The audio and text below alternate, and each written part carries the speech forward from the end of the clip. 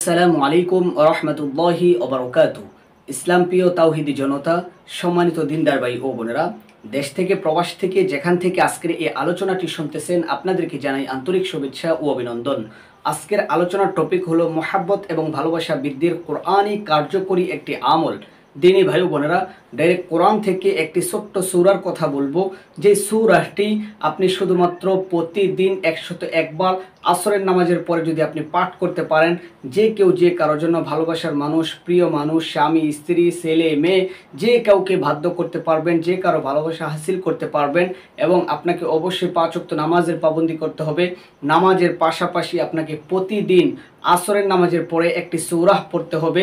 সূরাতুল আসর 30 নম্বর পারার ছোট্ট একটি সূরা, সূরাতুল আসর।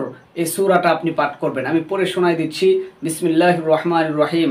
অবশ্যই আপনাকে আগে পরে 11 বার করে দুরূদ শরীফ পাঠ করতে হবে। 11 বার আগে পড়বেন, 101 বার এই সূরাটি পড়ার পরে আবার 11 বার পড়বেন।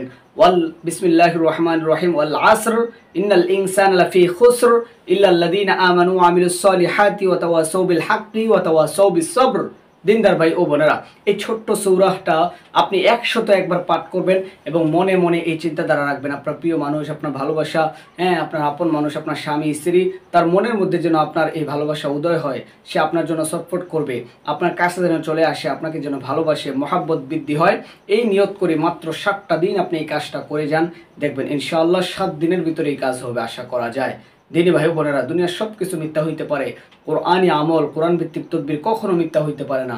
আল্লাহ পাক রব্বুল আলামিন আমাদের প্রত্যেকটা মানুষকে, যারা এই সমস্ত পেরেশানির মধ্যে লিপ্ত আছেন, সকলকে আমলগুলো করার তৌফিক দান করেন। আমিন।